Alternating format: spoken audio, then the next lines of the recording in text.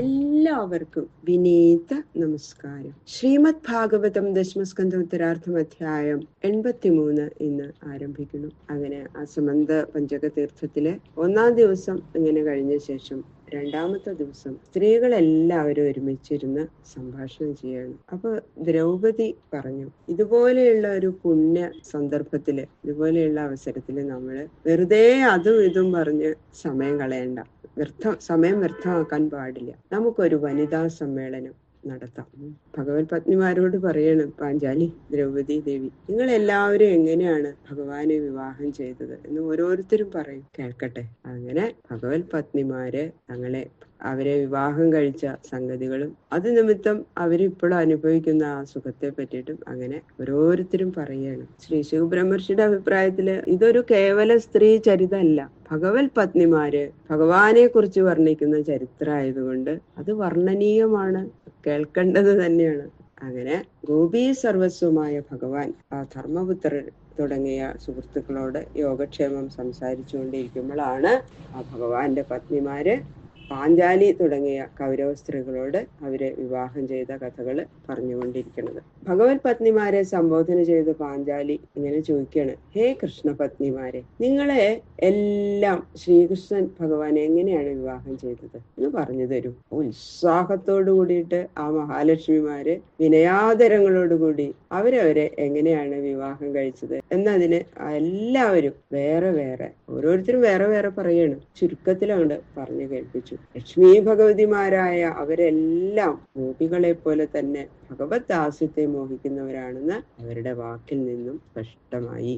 അഥ ശ്രീമദ് ഭാഗവത ദശമസ്കന്ധ 83-തമോധ്യായ.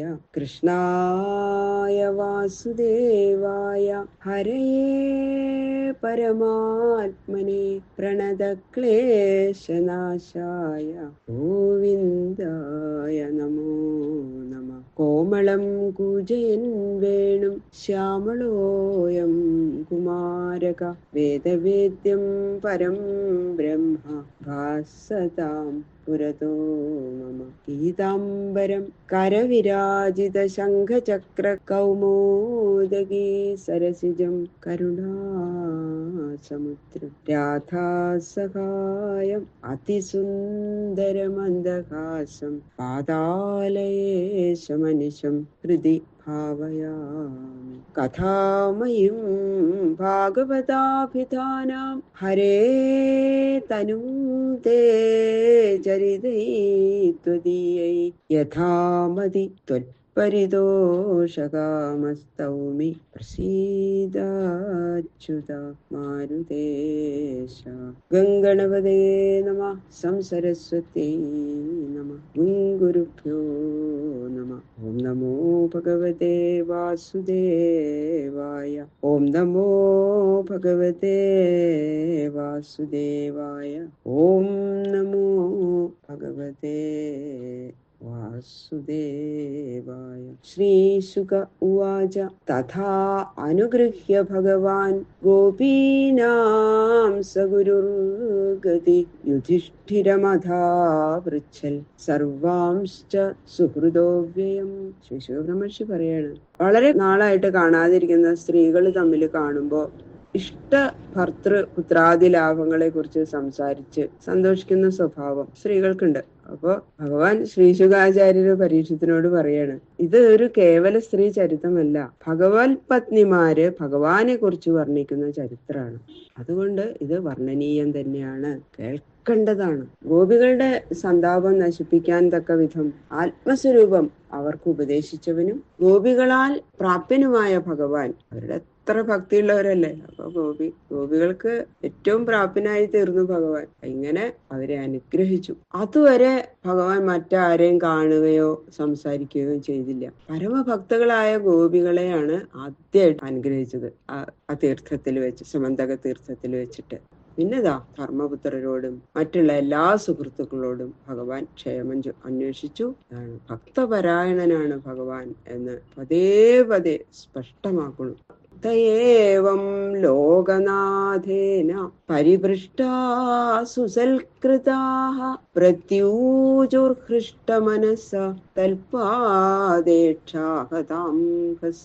സകല ലോകത്തെയും സർവദാ രക്ഷിച്ചുകൊണ്ടിരിക്കുന്ന ഭഗവാൻ ഇങ്ങനെ ആദരപൂർവം അവരുടെയൊക്കെ ക്ഷേമം അന്വേഷിച്ചപ്പോ അവർക്ക് എല്ലാവർക്കും ബഹുവിധ കാഴ്ചദ്രവ്യങ്ങളും മറ്റും കൊടുത്ത് സൽക്കരിക്കുകയും ചെയ്തപ്പോ ആ യുധിഷ്ഠിരാദികള് വളരെ സന്തോഷിച്ചു. ഭഗവാന്റെ സൽക്കാരവും ആ ക്ഷേമം അന്വേഷിക്കുന്നതും വളരെ സ്നേഹത്തോടു കൂടിയിട്ടുള്ള അവർക്ക് സന്തോഷമായി. ഭഗവാനെ കണ്ടപ്പോ തന്നെ തങ്ങളുടെ ദുരിതം മുഴുവൻ നശിച്ചു എന്ന് വിചാരിച്ചിരിക്കുകയായിരുന്നു അവര്. അങ്ങനെ ഭഗവാന്റെ ഇതുപോലെയുള്ള ആദരപൂർവം വിനയപൂർവം സ്നേഹപൂർവ്വമുള്ള പെരുമാറ്റവും കൂടി കണ്ടപ്പോ പറയാണ് ഭഗവാനോട്, സാധുജനങ്ങളെ കണ്ട മാത്രയിൽ പാപങ്ങൾ അന്ധക്കരണത്തിൽ നിന്ന് പിൻവാങ്ങി നിൽക്കുന്നത് കൊണ്ട് സ്വതസിദ്ധമായിരിക്കുന്ന സ്വരൂപാനന്ദം അനുഭവത്തിൽ വരുന്നു. അതുകൊണ്ടാണ് എല്ലാവർക്കും സജ്ജന സന്ദർശനത്തില് സന്തോഷം തോന്നുന്നത്. പോത്തുകളുടെ മുഞ്ചയിൽ പറ്റിയിരുന്ന ചോര കുടിക്കുന്ന ഈച്ചകള് പോത്തുകള് വെള്ളത്തില് മൂഞ്ചകള് മുക്കുമ്പോ ആകാശത്തിൽ പറന്നു നിൽക്കും.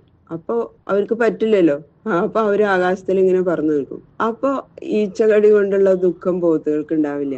വെള്ളത്തിൽ നിന്ന് പോത്തുകൾ ഇതാ മുഖം പുറത്തേക്ക് കാണിക്കുമ്പോ മുമ്പത്തെ പോലെ ഈച്ചകളുടെ ഉപദ്രവം വീണ്ടും ഉണ്ടാവും. അതുപോലെ മനസ്സിനെ എപ്പോഴും ഉപദ്രവിക്കുന്ന രാഗാദി വൃത്തികള് സാധു സംഗമത്തില് മനസ്സിനെ ഉപദ്രവിക്കില്ല.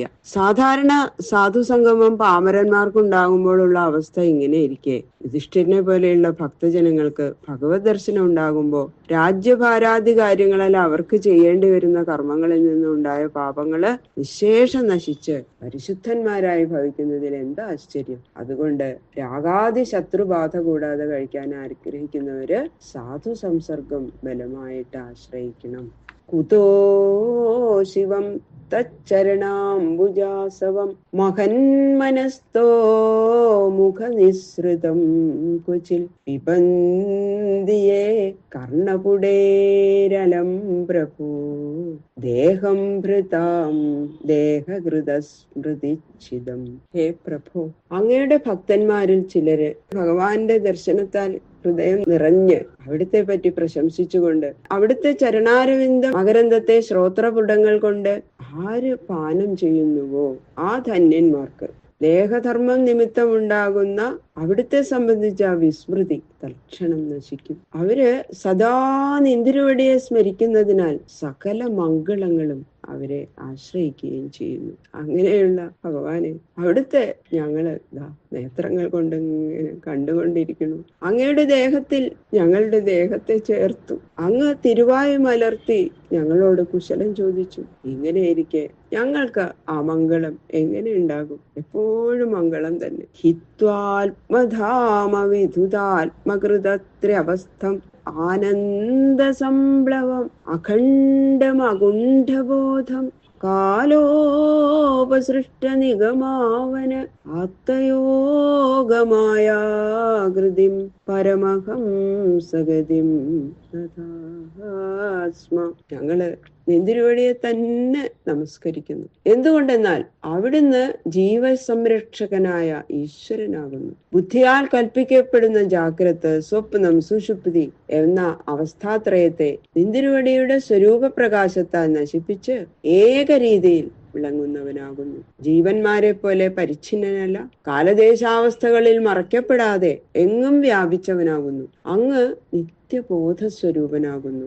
എങ്കിൽ എന്തുകൊണ്ടാണ് സാധാരണ ഒരു ശരീരിയെ പോലെ കാണപ്പെടുന്നത്? എന്നാൽ കാലത്താൽ നശിച്ചുപോയ വേദോക്ത കർമ്മങ്ങളെ രക്ഷിച്ച് ലോകത്തെ മര്യാദയിൽ നിലനിർത്താൻ സ്വമായാശക്തിയാൽ മനുഷ്യ ശരീരത്തെ സ്വയമേവ സ്വീകരിച്ച് വിളയാടുന്നു. സാധാരണ ജനങ്ങള് അങ്ങയുടെ ഈ മായയിൽ മോഹിക്കപ്പെട്ടവരായിട്ട് ഈ പരമാർത്ഥത്തെ അറിയാതിരിക്കുന്നു. പരമഹംസന്മാരുടെ പ്രാപ്യസ്ഥാനമായിരിക്കുന്ന ഈ നിന്തിരുവടിയെ അല്ലാതെ മറ്റാരെയും ഞങ്ങൾ ഭജിക്കുന്നില്ല. അങ്ങനെ അവരുടെ സ്തുതി യുധിഷ്ഠിരാദികളുടെ. ബാക്കിയുള്ള ശ്ലോകങ്ങള് നാളെ നോക്കാം. സർവത്ര ഗോവിന്ദ നാമ സങ്കീർത്തനം ഗോവിന്ദ